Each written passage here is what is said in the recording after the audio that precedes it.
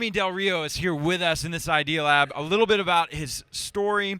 He's a proven veteran of youth ministry. He's a YS thought partner, which is a really big role in the world of YS for us here, and does incredible work advising businesses, schools, communities, and faith-based organizations, leading sustainable education reform, coalition building, and youth and community development. And that takes lots of different forms. Yeah, and so your organizations are Thrive Collective, School Partners, and School Murals.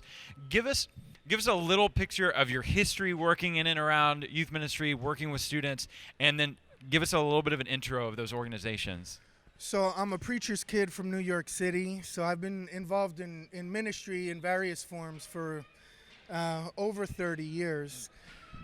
In one of the poorest communities in Manhattan.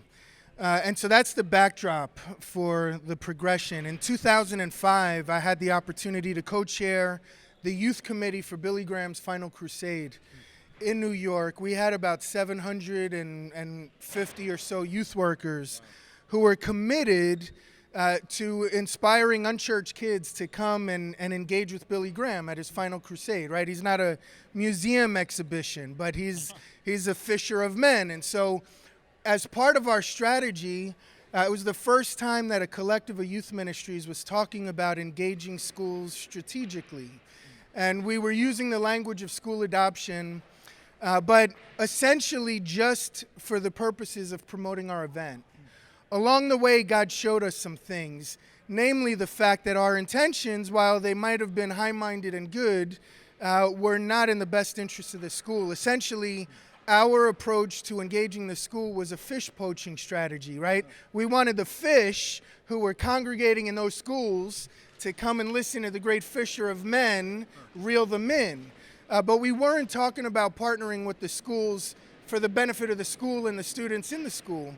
Yet God used that to open our eyes to some things, and we began to realize that until we approached the school with the intention of serving in the tradition of Philippians chapter 2, right, that our motivations were off base, and we had some internal course corrections that needed to take place. Yeah. So that's what started it, and it's been quite a journey ever since. Yeah, and the organizations that you lead are Thrive Collective, School Partners, and School Murals, and y'all have an incredible focus across all of those on the arts and creative development with youth. And so tell us more about that focus and why it's so important.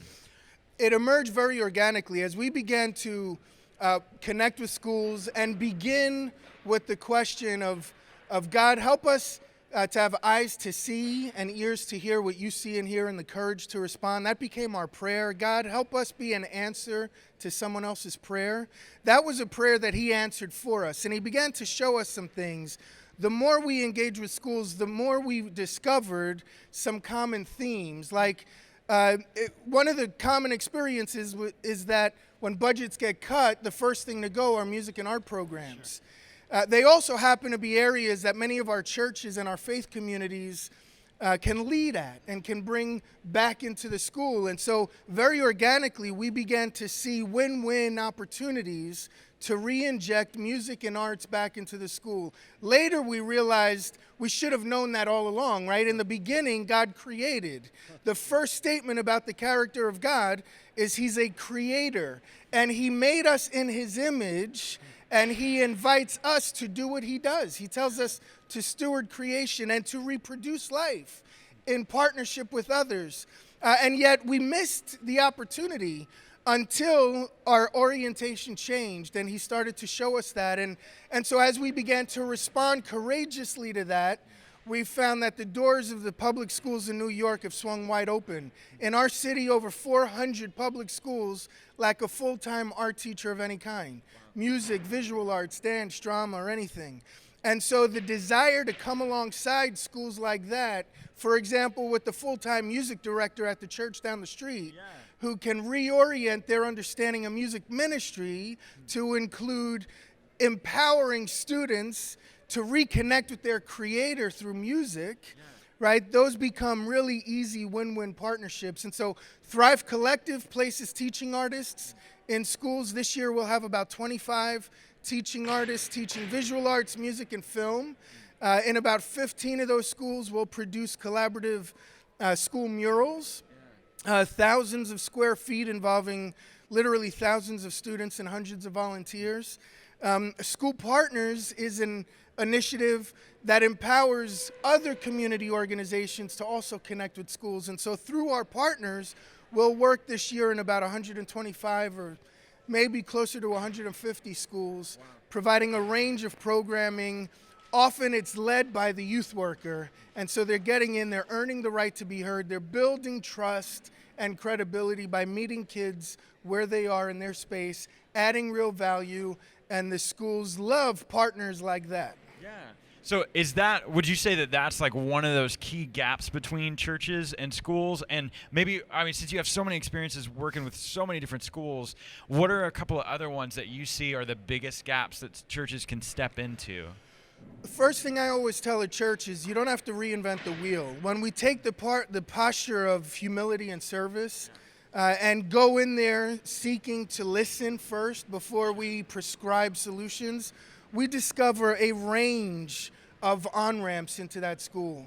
And the beautiful thing is we don't have to do it all. And so when we have that humble posture, we discover things that might be discrete service projects that add real value, but also create taste and see that this is good kind of moments. So service generally we found falls in 3 buckets: appreciate, beautify, and supply, right? Every teacher that I've ever met is underappreciated in some form or another. And so to find creative ways to say thank you and to restock, for example, the classroom school supplies around Christmas.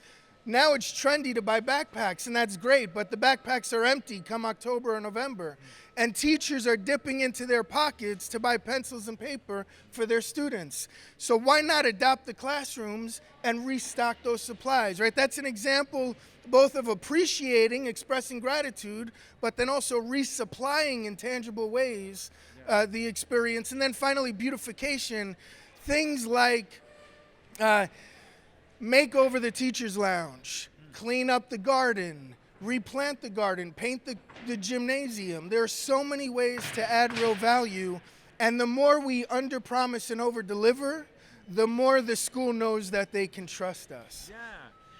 Okay, then give us a little bit more, and you've already touched on this a little bit, but for a youth worker that has never worked with a school in their community before, what's that first practical step, other than charging in and saying we're going to like save the day, right? That's not where we start. Absolutely not. That would be the first thing. Don't charge in and promise to save the day. The first thing, honestly, is to pray, but to pray smartly.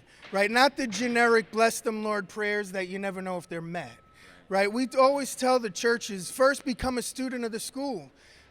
Begin to learn, develop a relationship, listen, and identify as a result of that relationship tangible ways that you can add value, right, that you can connect. That would be the first thing. Study whatever information is available, but not just the numbers. That's an important part of the story, but anecdotally, survey your congregation. Chances are, if you're a neighborhood church, you already have a door opener within the school. Either a student, a parent, a teacher, a custodian, somebody within the school that can open the door. And so when you go in the school, empower them to be the hero. Go in as their guest, right? They're the ones making the invitation. You become a resource they're bringing to the party. And then when you hear those practical service opportunities, that person gets the goodwill, and you've made not only an ally for life, but you've added to your resume of trust. That, I think, is the starting point. Also being honest about your own capacity, not just you as an individual, but your congregation and your local networks, right? Sure. So for instance, I mentioned the example with the music director, but you look throughout the pews, it's my job as somebody in the pulpit to empower the people in the pews for works of service. It's not my job to solve every problem, but to envision them and open their eyes to the on-ramps that God has already placed within their hand. If you invited on a Sunday all of the students, all of the parents, all of the people employed by schools, all of the relatives of students to stand in their pews on a Sunday, you'd have 80 to 90% of the people in your church already positioned to change stuff within the local school system if we would just release and activate what God has already invited them to do. Well, Jeremy, I love and appreciate your heart for this and the fact that this is something that you live every day. And so for us youth workers, maybe what's in the last few seconds that we have, what's one last bit of encouragement that you would want to leave us with? When Jesus described the kingdom of God on earth as it is in heaven, he used the metaphor of salt. And he said that when salt loses its seasoning effect, it becomes good for nothing except to be thrown out and trampled underfoot by men. The reason salt is an essential ingredient in all the global cuisines is not its own flavor profile. If you apply salt in a heavy-handed way, the food becomes rancid, right? You don't want it. But the real property of salt is that it enhances the flavor of whatever it penetrates. Beef is beefier when it's properly seasoned. Sugar is sweeter when it's properly seasoned. For us, the application, I believe, is that when we stop improving the schools, when the people in our collective salt shaker of our churches stay in the salt shaker of the church and they stop penetrating the schools or the community around them, they stop enhancing the beauty that God has already placed there. And when that happens, he promises we'd be trampled underfoot by men.